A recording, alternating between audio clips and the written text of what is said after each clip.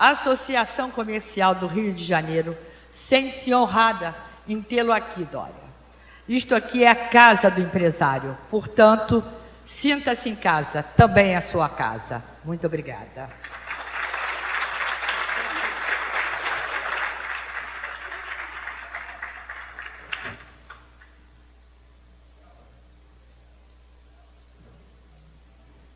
O sucesso da nossa luta depende de uma associação forte.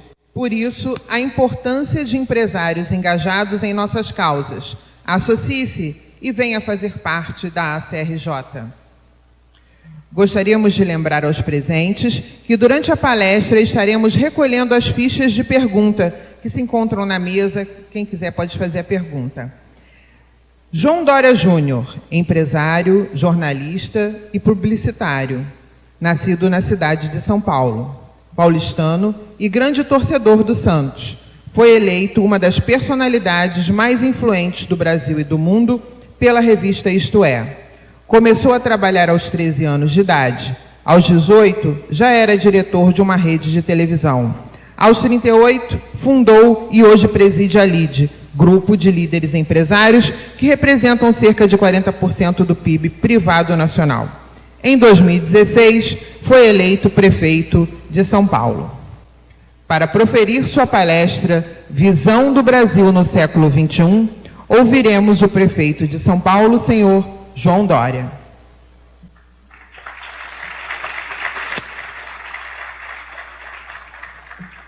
Muito obrigado.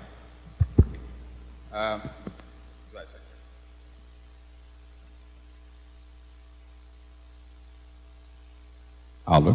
Agora sim. Bem, mais uma vez, muito obrigado por estarem aqui neste almoço. Ângela Costa, muito grato pelo convite, em nome da associação que você preside. Fico muito feliz de ver uma mulher, uma líder, comandando uma entidade do peso, da importância e da dimensão da associação comercial, 208 anos de existência, a primeira entidade criada no nosso país. E muito bom ver a liderança feminina no comando dessa associação e um comando seguro, firme, sólido e muito respeitado por todos que aqui fazem parte da sua diretoria, os que vieram aqui ao almoço e os que antecederam você também.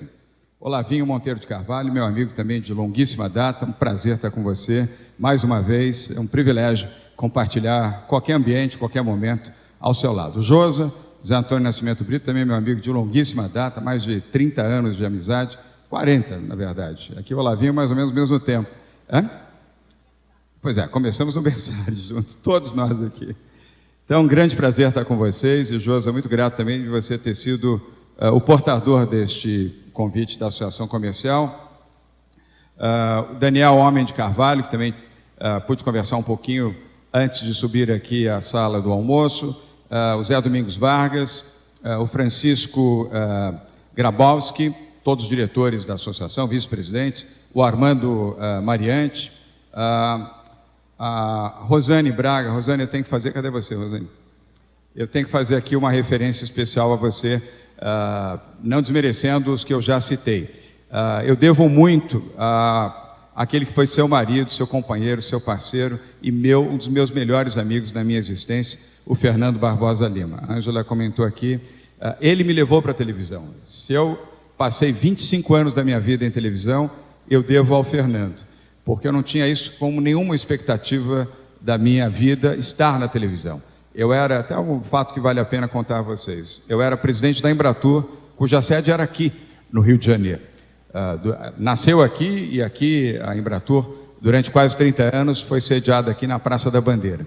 O Fernando já era meu amigo, e naquele tempo era o superintendente de programação da Rede Bandeirantes de televisão, mas já era meu amigo de longa data. E um dia ele me convida para almoçar em São Paulo, a Band, a sede dela é em São Paulo. Ele me convida para um almoço e disse, olha, eu queria que você sucedesse o Roberto Dávila. O Roberto apresentava o programa Conexão Internacional e tinha recebido o convite de Leonel Brizola para disputar com o Brizola e ser o vice-prefeito, né? Ou governador naquela época, prefeito, né? E, consequentemente, ele não vai poder continuar apresentando o programa e o Fernando me fez o convite. Você conhece, pouca gente sabe essa história, você conhece. Me fez o convite, eu disse: Fernando, eu agradeço muito. Primeiro, você me pega de surpresa, tem a menor expectativa de atuar na televisão. Depois, eu sou um servidor público, eu não posso estar atuando numa empresa privada e, ao mesmo tempo, em que cumpro uma função pública, naquela época, como presidente da Embratur. Mas agradeci e disse: olha, é uma incompatibilidade. Fizemos um ótimo almoço, ele sempre muito divertido, agradabilíssimo. Quando eu me desligo da Embratur, ainda em 1987, mas não deu uma semana, quem me liga? Fernando Barbosa Lima. Disse: agora, aquela incompatibilidade não existe mais. Mas eu disse: mas tem outra, Fernando, eu nunca fiz televisão, e sucedeu o Roberto, imagina, um homem com a experiência do Roberto. Não, vamos conversar. Fomos num novo almoço. No almoço, ele criou a ideia de um outro programa de televisão, para que não fosse a Conexão, ou Conexão Internacional, que o Roberto tão bem apresentou durante muito tempo, e criou o programa Sucesso. E o danado do Fernando me convenceu de que eu tinha que apresentar o programa. E lá fui eu apresentar o programa em 1987, em novembro. Eu fiz a primeira entrevista, Ângela, com Malcolm Forbes, em Nova York, a bordo do seu iate Highlander 4, no Hudson River. E aí eu fiz a primeira entrevista e só parei com a televisão agora, quando fui candidato a prefeito da cidade de São Paulo. Olha a influência que teve o seu marido na minha vida. Eu queria pedir uma salva de palmas à memória do Fernando e à Rosane, que está aqui. Deu a oportunidade de contar um fato, muita gente não conhecia. Otavinho Leite, meu bom amigo, deputado federal, cadê você? Está aqui, estou feliz de reencontrar você. Meu amigo de Tucanato, inclusive, companheiro, parceiro e amigo, muito antes da política. Aqui comigo o Fábio Santos, nosso secretário de comunicação, que está aqui. Cadê você, Fábio? Está aqui presente. O Juan Queiroz, presidente da São Paulo Negócios, que é a nossa Apex paulistana. O Juan foi presidente da Apex, junto com o Luiz Fernando Furlan, que hoje é o chairman do LIDE. Jaime Fusco, do PMB, que está aqui, obrigado, está nos acompanhando também. A Andréa Repsoldi, a nossa brilhante, competente presidente do LIDE Rio de Janeiro. Cadê você, André? Está aqui, um grande prazer. E a todos que fazem parte, Ângela, do Conselho, os vice-presidentes da diretoria, aos que aqui comparecem, os meus amigos jornalistas, vários estão aqui também participando deste encontro. Eu vou me ater, Ângela, até pela minha disciplina, ao tema que você propôs, a visão do Brasil do século XXI. Mas, por favor, não tomem o tema sugerido, a sugestão não foi minha, a sugestão foi da Associação Comercial, para não classificar, o João Dória já veio aqui para fazer campanha para a presidência da República. Não, eu vim aqui para atender o tema que foi proposto pela Associação Comercial. E quero, antes de entrar no tema, destacar também uma parte da fala da Ângela, quando ela generosamente fez a minha introdução e fez a menção ao meu pai, que foi um grande publicitário, um homem que chegou como imigrante baiano em São Paulo, sem recursos, mas com uma boa educação. Minha avó era educadora, era professora, e como todo nordestino, com o sonho de encontrar em São Paulo uma boa oportunidade.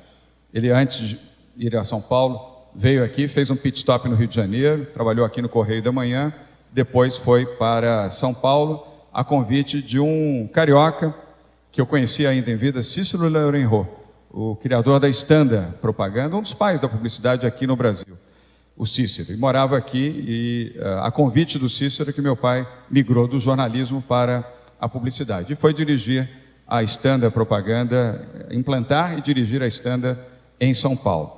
Depois, ele, sem perder a amizade com o Cícero, montou a sua própria agência, a Doria Associados, e criou duas datas que até hoje são datas da maior relevância para o comércio no Brasil. O Dia dos Namorados e o Dia das Mães. Na verdade, não foi um dia, foram dois. Ele criou o Dia das Mães, antes do Dia dos Namorados, e na sequência, o Dia dos Namorados aqui no Brasil. E que são duas datas entre as 4, 5 mais importantes do varejo brasileiro. E era realmente um homem muito inovador, muito transformador. Então, quis fazer também essa referência e agradecer, Ângela, pela sua lembrança. Olha, do ponto de vista de Brasil, eu queria fazer algumas menções, até pela experiência que nós estamos tendo em São Paulo. puder aumentar um pouquinho o áudio, eu não sei onde é o controle do áudio. Eu não preciso... Isso, obrigado. Não preciso expandir tanto a voz, porque o que eu vou falar hoje ainda tem muita coisa aí pelo dia à frente. Obrigado. A experiência pública ajuda muito a termos uma sintonia melhor sobre aquilo que se deseja para um Brasil do século XXI. Como vocês sabem, toda a minha existência foi no setor privado, exceto esse período em que eu fui secretário do Mário Covas, secretário de Turismo, quando prefeito da cidade de São Paulo. Eu tinha 22 anos e depois, aos 25, presidente da Embratur, aqui no Rio de Janeiro. Foram 6 anos na área pública, uma experiência muito rica, muito boa, mas depois eu voltei para o setor privado, da onde eu vinha, até chegar às prévias do PSDB, em 2015, onde eu disputei com outros 4 candidatos o direito de ser candidato pelo PSDB à Prefeitura de São Paulo. Vale a pena fazer também um rápido retrospecto disso. Se fosse em São Paulo, eu não repetiria, mas aqui, alinho aos cariocas ou aos que vivem aqui no Rio de Janeiro, vale lembrar. O PSDB foi o único partido que fez prévias nas eleições municipais, o PSDB de São Paulo. Disputaram as prévias o André Matarazzo, tinha sido ministro do presidente Fernando Henrique, embaixador do Brasil na Itália, era vereador, aliás, é o vereador mais votado do PSDB na Câmara Municipal, pessoa extremamente qualificada. O Zé Aníbal, hoje suplente de senador, mas já foi presidente do PSDB, já foi deputado federal, foi seu colega na Câmara. O Ricardo Trípoli, deputado federal, já está no seu 8º ou 9º mandato, líder do PSDB na Câmara Federal. E o Bruno Covas, deputado federal, Olavo, mais votado do Brasil, neto do Mário Covas, e que em São Paulo teve uma votação estrondosa como parlamentar. Vejam que tipo de enfrentamento eu tive dentro do próprio PSDB para disputar a legenda para ser candidato a prefeito de São Paulo. 4 nomes excepcionais, com bagagem, vivência, voto, eleição, biografia, e ainda o Bruno trazendo a biografia do avô, Mário Covas, um dos maiores nomes da vida política brasileira em todos os tempos. Hoje, nosso vice-prefeito em São Paulo. E fomos à luta, fizemos o que eu aprendi a fazer, Olavinho e Ângela, Josa, a vida inteira. Trabalhar, arregaçar as mangas e ir ao trabalho. E assumir essa responsabilidade com todos os riscos de abandonar as minhas empresas, porque para fazer prévia é praticamente uma campanha. Você tem que mergulhar e ficar o dia inteiro dedicado à campanha. E foi isso que eu fiz. E aí surpreendi a todos que, inclusive amigos meus que não acreditavam que fosse possível vencer e conquistar, até amigos que eu prezo muito, vou citar até de maneira bem humorada o presidente Fernando Henrique, que foi um dos que naquele momento fez um prognóstico. Imagina, João, sai dessa, não tem a menor chance. O Andréa, ele era apoiador do André Matarazzo, até pela amizade histórica entre eles. O André já levou, então não perca tempo, então você vai se desgastar. Presidente, vou tentar, não tem problema nenhum.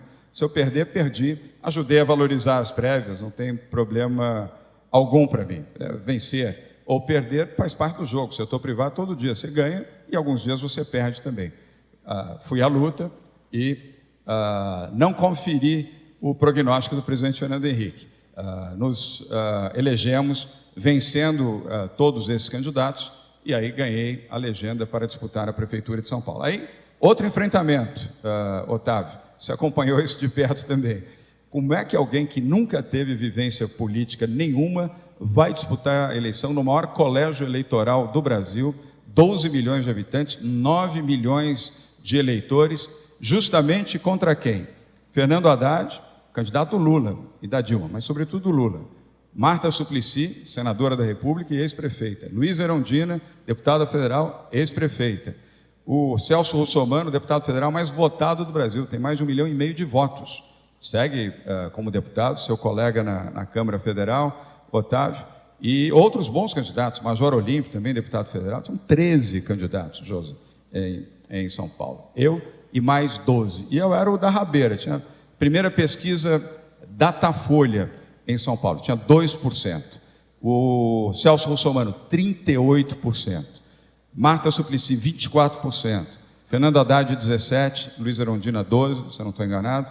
E aí, os menos cotados, inclusive eu, com 2%. 45 dias da eleição. Há 45 dias da eleição, André. Você conhece essa história? Você, embora aqui do Rio de Janeiro, acompanhou à distância. De novo, prognósticos, João Dória, se chegar em quarto lugar, reze uma missa, que já está muito bom. Terá sido um herói pelo PSDB se conseguir chegar em quarto lugar. Os meus melhores amigos e os desafetos, então, diziam que nem em sétimo lugar, imagina, de 13, chegar em sétimo, oitavo, também celebre em casa, porque já é muito. De 2, fiz, a partir daquele momento, aquilo que, de novo, a vida inteira eu aprendi a fazer. Trabalhar, arregaçar as mangas, colocar um par de tênis, que eu tenho até hoje e uso até hoje, 2 calças jeans, 2 camisetas, e fui à rua. Fiz 273 visitas à periferia de São Paulo. E aí o que aconteceu nesse período, de 2 para 5, para 7, para 9, para 13, 17, 22, 24, 29, 35, 39, 42, 44, 1º de outubro, 53%, vencemos as eleições em primeiro turno, primeira vez em 28 anos, desde que as eleições são em 2 turnos no Brasil. Nunca havia ocorrido isso em São Paulo, fosse para o governo, fosse para a prefeitura da capital. E por que eu fiz questão de mencionar isso a vocês, Paulo Marinho? Para mostrar que as pesquisas, quando posicionam, numa enorme antecedência, representam apenas um retrato momentâneo daquele momento, daquele exato momento, daquele dia ou daquela semana. Isso não implica, nem se você está muito bem e nem se você está muito mal, que este retrato vai se reproduzir ao longo das próximas semanas. Pois eu tinha 2%. O russomano ficou em terceiro lugar, que tinha 38%. O Haddad ficou em segundo e a Marta ficou em terceiro. Então, percebam que pesquisa eleitoral, seja local, regional ou nacional, tem uma variação enorme. Isso faz parte do sentimento das pessoas. À medida em que a campanha evolui, vem a televisão, vem o rádio, vem os debates, tudo isso muda muito o processo eleitoral. Então, foi um grande aprendizado. E este aprendizado é aquilo que eu estou exercendo hoje à frente da Prefeitura de São Paulo. E o que nós temos feito, Olavo, é quebrar paradigmas, até porque foi com esse discurso que nós ganhamos a eleição. Quebrar paradigmas, primeiro, colocando uma equipe competente à frente da Prefeitura de São Paulo. Hoje, 72% dos nossos secretários, nós diminuímos 6 secretarias, e dos secretários e secretárias, 72% vem do setor privado, só 28% vem da área pública. Não é desmerecimento à área pública, mas é o entendimento, Maurício, de que a ação no executivo é gestão e a política complementa no legislativo. Trate com respeito os membros do legislativo, respeite a classe política, mas entenda também que a gestão exige conhecimento técnico e capacidade efetiva naquela área. Então, primeira grande lição, montar um bom time, boa equipe, estruturar bem a sua equipe, porque isso permite que você tenha um trabalho coletivo. Não há herói solitário na política, como não há herói solitário na vida privada. Não tem um gestor numa empresa que sozinho promova o sucesso da empresa. Há um gestor com uma boa equipe que promove o sucesso e o êxito. Segundo aspecto é inovação, transformação, é criar mecanismos inovadores. Lançamos o mais vigoroso programa de privatização de um município na história brasileira, 55 áreas de privatização em São Paulo. E estamos, nesse momento, aprovando na Câmara Municipal. Já aprovamos uma boa parte, 35%, 36%. Até o final desse ano devemos chegar a 70%. No início do ano que vem, nas sessões extraordinárias, talvez possamos chegar a março, Fernando, com 100% de aprovação de todo o nosso pacote. Parque Anhembi, Sambódromo, Centro de Convenções, Autódromo de Interlagos, o cemitério, serviço funerário, crematório, os sacolões, os mercadões de São Paulo, o sistema de bilhetagem de ônibus, tudo isso vai para o setor privado. 1.200 imóveis inúteis que só representam despesa para a prefeitura de segurança, de manutenção, além das invasões promovidas pelo MTST e outros movimentos desse tipo, com uma despesa enorme e não geram um benefício para ninguém na cidade. Vai tudo para leilão na Bolsa de Valores, para gerar recursos para os programas sociais que são importantes na vida pública brasileira. E o que é importante? Saúde, educação, habitação, transporte e mobilidade urbana, segurança pública e assistência social. Isso é que é importante. O resto, onde o setor privado puder ocupar esta posição, fazendo melhor, fazendo bem feito, sem onerar o cidadão, sem que ele tenha que pagar para ter serviços, ao contrário, desobstruindo o seu imposto para colocá-lo onde é necessário. Esse é o caminho. E esse é um caminho para o Brasil do século XXI.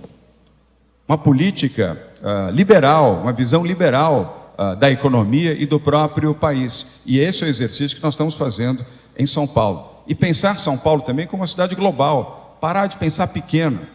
Ter essa visão minúscula de olhar a política como uma coisa pequena.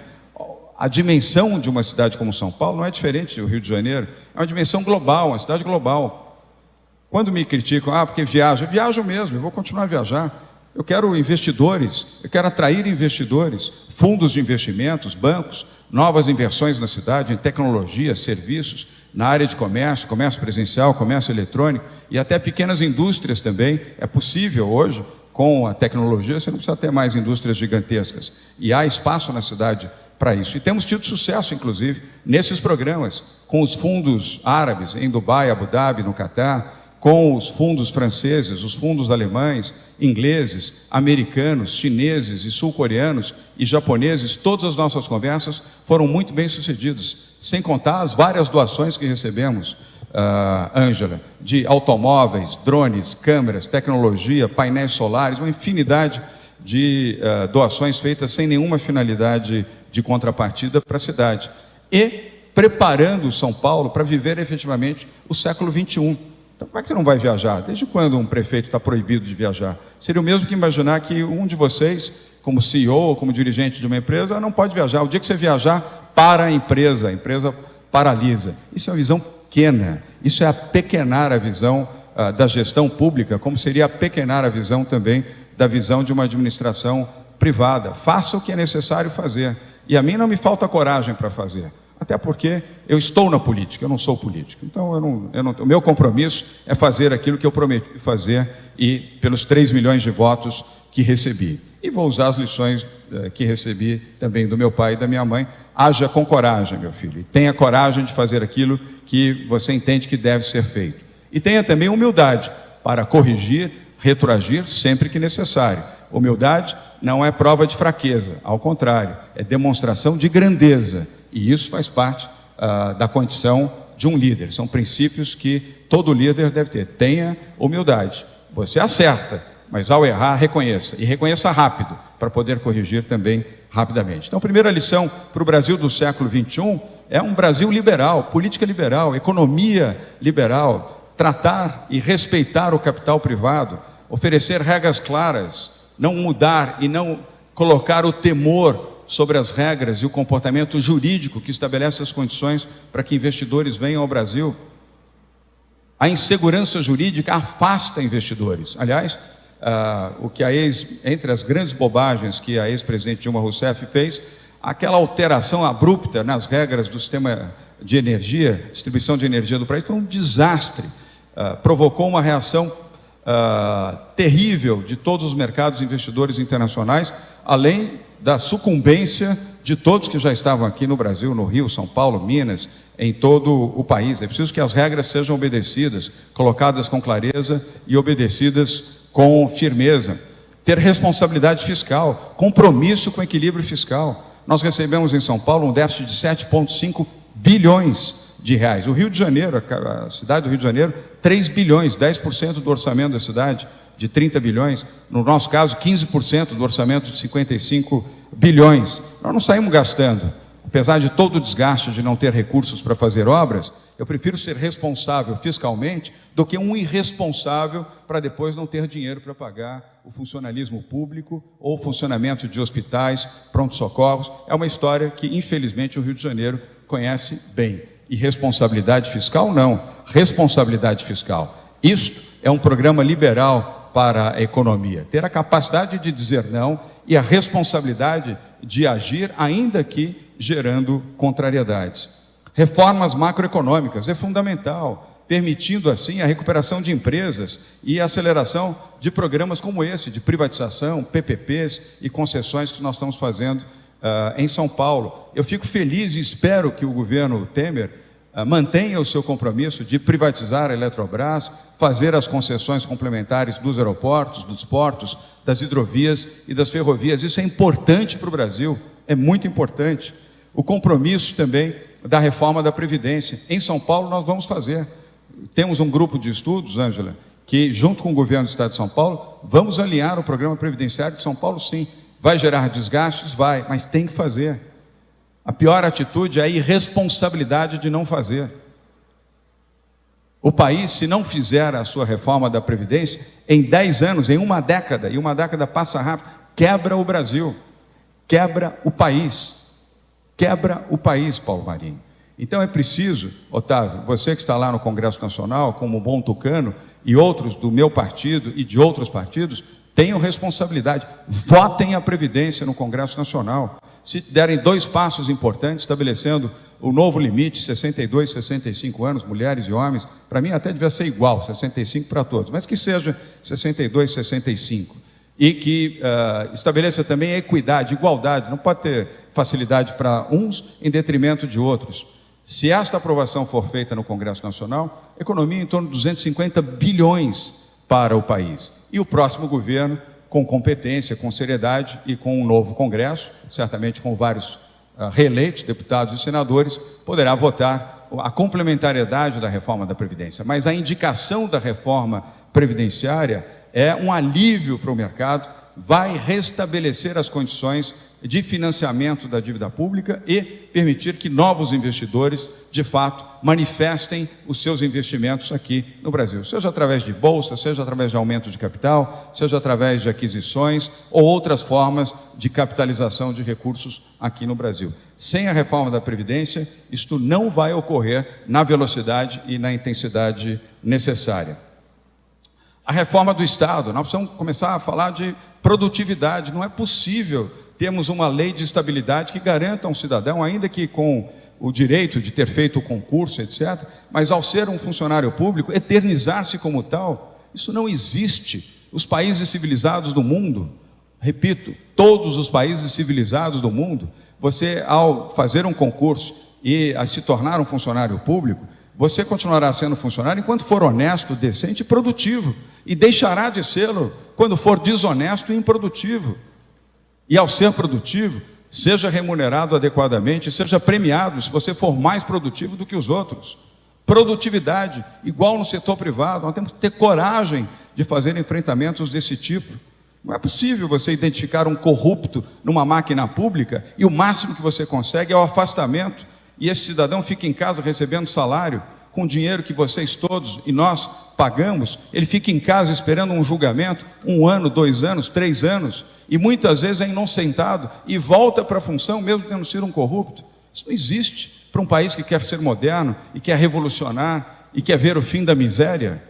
Precisa ter mecanismos de valorização da produtividade. Reforma tributária, fico feliz também de ver que o presidente Temer, o governo Temer, deseja fazer isso no primeiro trimestre do ano que vem. Deve fazer, é importante para que a reforma tributária permita ganho de eficiência, ganho de produtividade e eliminar os vários conflitos que existem hoje e as injustiças que existem também.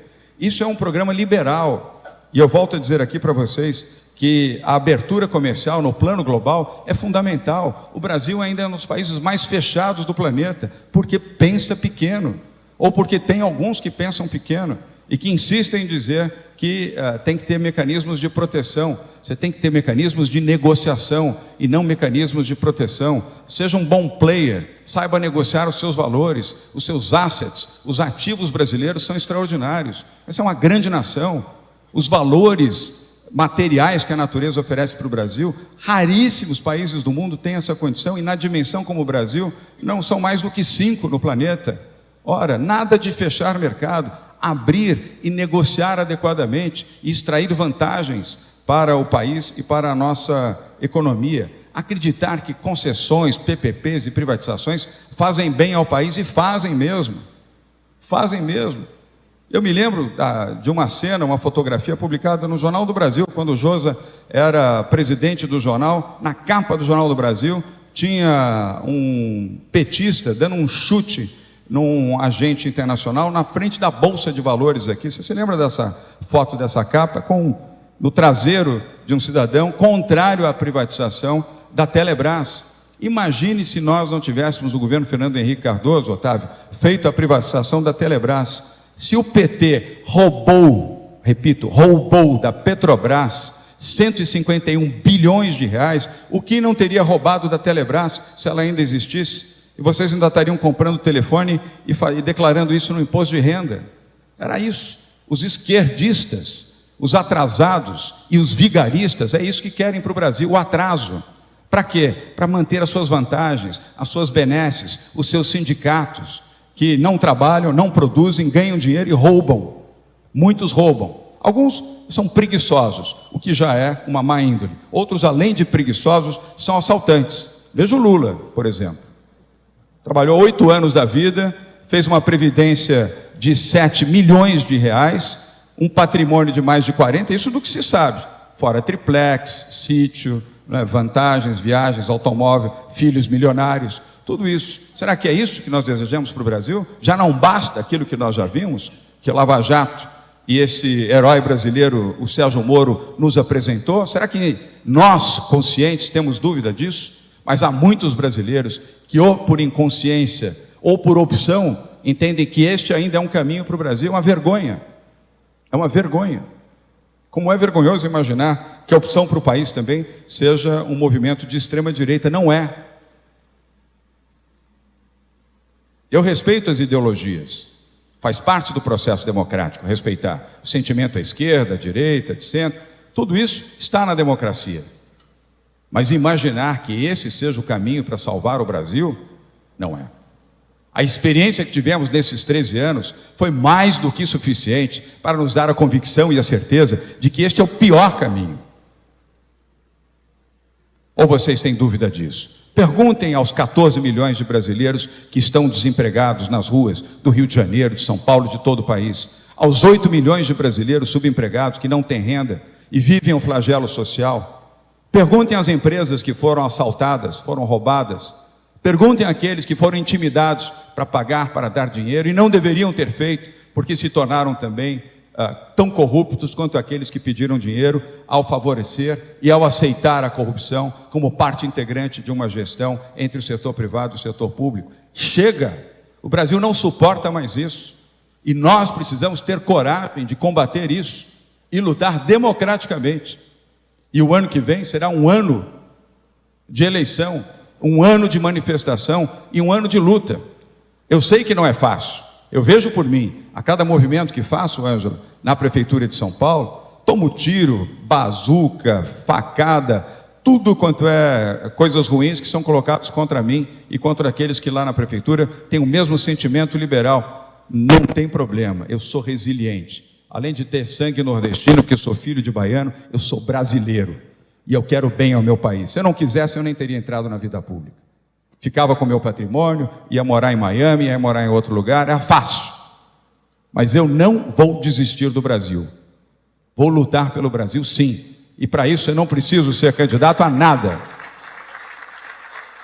Obrigado. Eu preciso ser brasileiro, que é o que eu estou sendo. Cumprir o meu mandato, ser um bom prefeito na cidade de São Paulo, trabalhando duramente como trabalho. Os que me conhecem, vários aqui, inclusive do Rio de Janeiro, sabem que o meu expediente diário é 16, 17 horas por dia, todo dia. Eu não tenho sábado, não tenho domingo e não tenho feriado.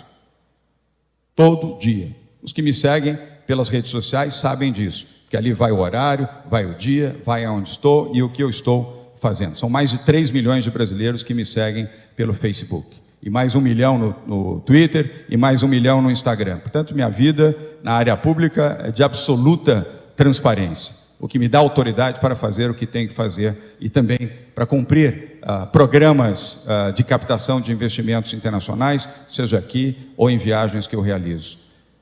Este esforço, para finalizar, não é um esforço de uma pessoa ou de poucas pessoas. É um esforço coletivo. É a comunidade brasileira, começando por vocês que tiveram a oportunidade de estudar, aprender, conviver, lutar, exercitar isso no seu dia a dia, à frente das suas empresas e dos seus negócios. Vocês, até mais do que as pessoas humildes, têm a obrigação de pensar o Brasil moderno, o Brasil que vocês querem para eliminar as desigualdades. E eu espero que o meu partido, o PSDB, tenha juízo também, como teve agora ao colocar Geraldo Alckmin para presidir o PSDB, num gesto muito positivo, num gesto generoso do Marconi Perillo e do Tasso Gereissati. Porque nós, do PSDB, temos que dar um exemplo de que a unidade é fundamental para termos uma frente nacional, uma frente brasileira para lutar pelo país, pelo emprego e pela renda, com mensagens claras. Otávio, nada de choque de capitalismo, manda parar com essa história de choque de capitalismo, essa bobagem. Vamos falar a linguagem do povo, de gente simples, de gente humilde. Gente simples e humilde não está preocupado com choque nem capitalismo, não entende o que é isso. Avisa lá o nosso Instituto Teotônio Vilela para falar a linguagem do povo. O povo quer emprego, quer oportunidade. É isso que essa população quer. E essa mensagem precisa ser clara, absolutamente clara. Seja do PSDB, seja do DEM, seja dos partidos que acreditam que um projeto liberal é importante e bom para o Brasil. Não tenham medo de falar a verdade, não tenham medo de fazer enfrentamento. Coloquem com clareza as suas posições, como eu coloco. Eu sou sim a favor da privatização da Petrobras e dos Correios, fim do monopólio dos Correios e a favor da privatização da Petrobras. Isto só vai ajudar o Brasil, não vai mutilar a política energética do país e muito menos a sua política de logística através dos Correios. Ao contrário, vai colocar primeiro o mundo, aumentar empregos, melhorar a qualidade do emprego. Ninguém será desempregado, nem na Petrobras e nem nos Correios. Os bons, os que são bons e são corretos. E diga de passagem, Pedro Parente vem realizando um excepcional trabalho, Hélio Magalhães, à frente da Petrobras, numa demonstração de que é possível, sim, ter boa gestão na área pública. Mas nós temos que defender aquilo que se torna aqueles ícones. Não se pode falar. Pode, sim. Pode e deve. E nesta luta, e nesta trajetória, minhas amigas e meus amigos, todos vocês são importantes. Todos. Especialmente no Rio de Janeiro. O Rio ainda tem a sua própria luta a vencer. E vencerá. O Rio é maior do que a crise que está vivendo. O Rio é maior do que a violência que está sofrendo. O Rio é maior do que a crise de moralidade que vem vivendo. Vocês são superiores àqueles que estão ou aprisionados, ou com tornozeleira, ou respondendo processo. Reajam. Defendam o Rio e defendam o Brasil. E, por favor, só coloquem nas suas mãos uma única bandeira e no seu coração as duas únicas cores que representam efetivamente a brasilidade que vocês têm, o verde e amarelo. Bandeira vermelha não é aqui. Os que gostam da bandeira vermelha vão para Cuba ou vão para qualquer outro lugar. Lutem por Cuba, pelos investimentos em Cuba. Os que lutam pelo Brasil devem lutar com verde e amarelo, com a sua bandeira, com a coragem de serem brasileiros. Muito obrigado. Obrigado.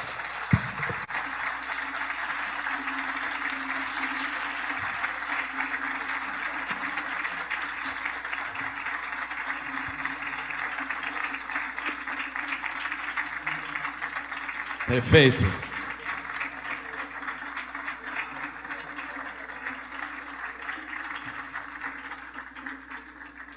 Prefeito, muito obrigado. Eu acho que as palmas, todo mundo de pé aqui, demonstra o poder da sua mensagem. Vamos sentar aqui.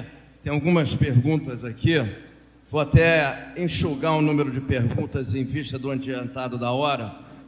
E eu queria fazer uma pergunta, eu diria um pouco de natureza prática, porque ocorreram movimentos importantes no seu partido nos últimos dias e, ao mesmo tempo, nós tivemos aqui uma sinalização de um discurso de um candidato.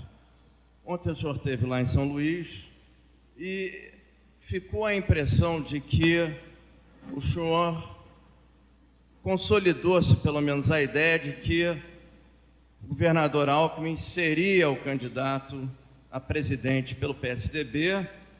E a minha pergunta é, é isso? 2, se não é isso, permanece, para citar o nosso Carlos Augusto Montenegro, a ideia dele de que o candidato será aquele que estiver melhor na pesquisa em março? 3, se o senhor não é candidato pelo PSDB à presidência, será por uma outra coalizão ou São Paulo, o governo de São Paulo, é o seu destino? Desculpa a pergunta longa, mas ela é importante, todo mundo está com curiosidade sobre isso. Ô Jô, só isso? Não tem uma quarta pergunta? Não. O Jô aqui cumpriu o papel Jornal do Brasil, né? Voltando ao seu bom tempo, que além de gestor, era um homem muito afinado com o bom jornalismo. Deixa eu ficar de pé, porque assim vocês aqui não ficam prejudicados pelo púlpito.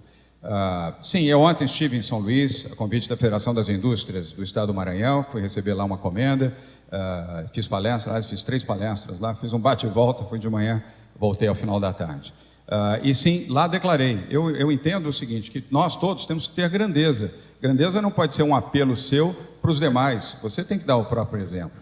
Eu fiquei muito feliz de verificar que os líderes do meu partido tiveram desprendimento de abrir mão das suas candidaturas em prol do Geraldo Alckmin para termos paz e equilíbrio no PSDB. Seria um desastre chegarmos no próximo dia 9 de dezembro, sábado da outra semana, data da Convenção Nacional do PSDB, com frações, com fissuras, com brigas.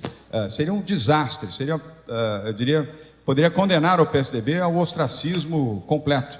Foi um gesto de grandeza dos líderes, capitaneados pelo presidente Fernando Henrique, de buscar um nome de consenso. Ainda que o governador Alckmin não tivesse colocado o nome dele, Olavo e Ângela, para ser o candidato. Ele foi compelido a aceitar e os 2 pré-candidatos convencidos a declinar em prol do Geraldo Alckmin. Foi um grande gesto.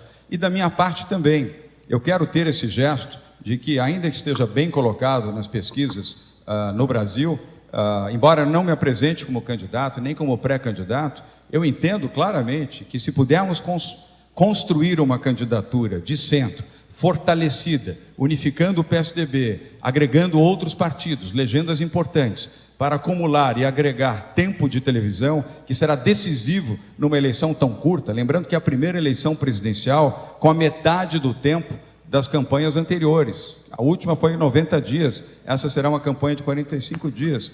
Ora, se Geraldo Alckmin tem condições para ser esta liderança e aglutinar os demais partidos, vamos apoiá-lo sim, isso é bom, isso é um gesto positivo, e eu tenho essa grandeza. José, eu quero o bem do Brasil, eu não quero o meu bem. Eu estarei bem se meu país estiver, os meus filhos estarão bem se o país onde eles vivem estiver, senão eles vão ter desesperança, como muitos dos filhos de vocês, de amigos de vocês e até de outras pessoas que questionam diariamente: será que eu devo viver no Brasil? Será que ao estudar fora devo retornar ao Brasil? Vocês que podem ter filhos estudando em universidades no exterior, o que nós desejamos é que sim, possam voltar ao Brasil. Então sim, se Geraldo Alckmin tem condições, ele pode, é um homem equilibrado, correto, honesto, nunca tivemos nenhum distanciamento, é um homem do bem, eu conheço há 37 anos, daqui a pouco vai completar 38 anos, é um homem correto. Você pode dizer, olha, mas não tem isso, não tem aquilo, não há candidato perfeito, não há essa perfeição. Seria ótimo se tivéssemos, mas não há. Então ele pode cumprir sim este papel. A partir do próximo dia 9 de dezembro, eu falarei isso, inclusive lá na convenção em Brasília, isto certamente poderá se cristalizar, e se cristalizar for o caminho, terá o meu apoio. Não há nenhuma decisão em relação ao governo de São Paulo, que foi a sua terceira pergunta. Eu diria já especulações, à medida em que eu comecei a afirmar que era importante uma união e um nome que aglutinasse o partido, e o nome sendo Geraldo Alckmin, naturalmente, já houve especulações em São Paulo em relação ao governo. Mas, a meu ver, a hora agora é de consolidar o projeto PSDB unido, consolidar o projeto de uma mensagem para o Brasil e, a partir daí, começar a ter as definições estaduais, até porque um bom candidato à presidência da República precisará ter bons candidatos aos governos estaduais, alinhados com a sua plataforma, para que a campanha possa ser capilarizada e ter sucesso. Tudo pelo Brasil. Prefeito, muito obrigado. Perfeita pergunta. Desculpe a pergunta longa, mas ela era imperdível.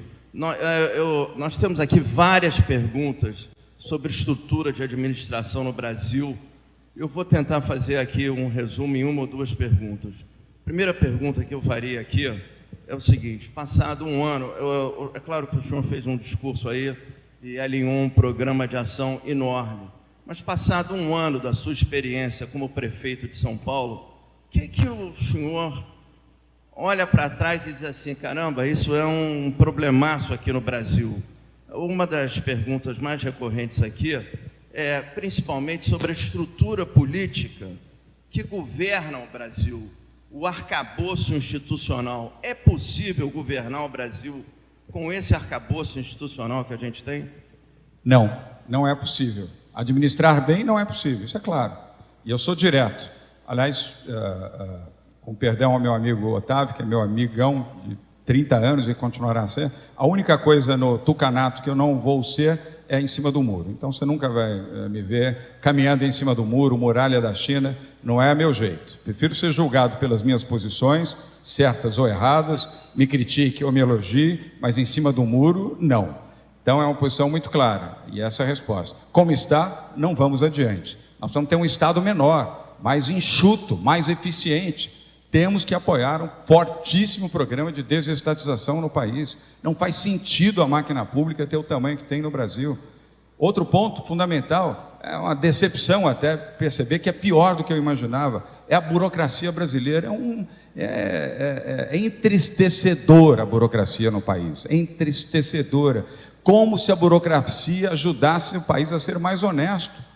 Roubaram como nunca durante 13 anos de governo do PT aqui. Não foi só a Petrobras, não. Roubaram muito. Roubaram em prefeituras, roubaram em governos, estatais, paraestatais. E o que adianta? Tribunal de Contas, promotoria pública, tribunais municipais. O que adiantou? Burocracia atrás de burocracia. Roubaram como nunca, Josa. Então vamos ter que diminuir fortemente, destruir a burocracia e criar outros mecanismos mais modernos. Hoje o mundo mudou, não é mais o mundo do papel, é o mundo eletrônico. E nós ainda fazemos auditoria aqui com papel, pastas, andam em carrinho para cima e para baixo, para aprovar processos em São Paulo, no Rio, em Minas Gerais, pilhas e pilhas de papel. Que é isso? São Paulo nós já temos 62% de todas as nossas operações feitas digitalmente, e vamos chegar a 100% até julho do ano que vem. Para abrir uma empresa em São Paulo, eu contei isso recentemente num encontro aqui no Rio de Janeiro, num jantar na casa do Paulo Marinho, aproveitando para celebrar meu amigo Ricardinho Amaral, que chegou agora. Para abrir uma empresa, a burocracia em São Paulo, a burocracia brasileira, exigia 126 dias para você abrir uma empresa. Que absurdo! Gastavam 1/3 do ano improdutivamente para abrir uma empresa, ou para fechar uma empresa. Agora 5 dias. 5 dias. Ação do município de São Paulo, governo do estado, governo federal, com o Serviço de Processamento de Dados, o SERPRO, com a Receita Federal, com o SEBRAE, Junta Comercial, 5 dias. E eu não estou satisfeito, não. Já pedi ao nosso secretário de Inovação e Tecnologia para baixar para 2 dias. Em julho, 2 dias. Em janeiro de 2019, 1 dia. Padrão chinês. Na China você abre ou fecha uma empresa em 1 dia. A burocracia é um horror. E onde você põe burocracia, sabe o que você carrega? Corrupção. Corrupção. Este é o fato. E a mesma burocracia do tombamento. Eu fico assustado de ver quantidade, esse pessoal da cultura, etc. Não tem nenhum desrespeito à turma da cultura, mas querem tombar tudo. Então, tomba, mas onde é que tem dinheiro para preservar aquilo que foi tombado? Em São Paulo tombaram um trilho de trem, você acredita? Qual é o valor histórico de um trilho de trem? Não é que tem a estação, que tem o trem, só tem o trilho de trem. Tem trilho de trem tombado em São Paulo, talvez aqui no Rio de Janeiro tenha a mesma coisa. Você não pode construir nada, porque o perímetro de 1 quilômetro, 2 quilômetros de um bem tombado, você não pode construir, não pode reformar, não pode modificar. Então tem o trilho, em função do trilho, acabou. Você não pode fazer um viaduto sobre o trilho, porque ele está tombado. Não acredita? Dá um exemplo esdrúxulo, absurdo, do que acontece com a burocracia e a visão do atraso. Então nós temos que fazer aí sim uma transformação, eu diria dura, firme, corajosa. Se não fizermos isso, vai melhorar. Só a honestidade, decência, gestores melhores, vai melhorar, é fato. Mas a transformação efetiva, diminua o tamanho do Estado. Coloque o Estado brasileiro num tamanho menor, corajosamente menor, para que ele seja eficiente, para gerar empregos, gerar renda, atuar onde ele é fundamental: saúde, educação, habitação popular, transporte público, assistência social e segurança pública. É isso, e isso fala com os mais pobres e os mais humildes. Prefeito, tem várias perguntas aqui, como eu lhe falei, elas se entrecruzam. E eu vou deixar com a sua assessoria, todas estão identificadas aqui, com nomes, e-mails, etc. e tal. Tenho certeza que o senhor pode responder diretamente. Eu aqui trabalho debaixo de ordem de uma mulher. E ela tem horário, e ela já olhou para mim e falou, olha a hora. Como o senhor fez aqui um discurso espetacular e respondeu extraordinariamente bem as perguntas, eu vou passar a palavra de volta para ela, para a gente poder encerrar e fazer o nosso almoço aqui, mas eu, pessoalmente, dada a nossa relação de longa data, queria mais uma vez agradecer a gentileza da sua presença aqui na Associação Comercial. Muito obrigado, Josa. Muito obrigado. Obrigado, Olavinho.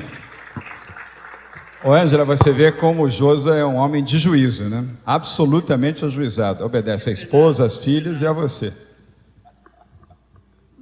Prefeito, eu tenho a agradecer a sua presença e dizer que realmente, com a sua objetividade, que é isso que o Brasil precisa.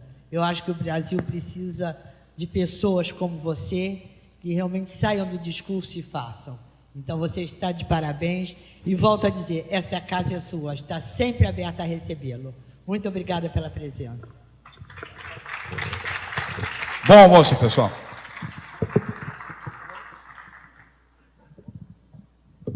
Olavo quer dar uma palavrinha. Usa esse aqui, Olavo. Esse aqui está funcionando. Bom, falar aqui em nome dos velhinhos da casa, né? Grandes beneméritos. Eu fui presidente, tive a honra de ser presidente aqui da casa durante 5 anos e tive alguns momentos de grande alegria que ficaram registrados na minha memória.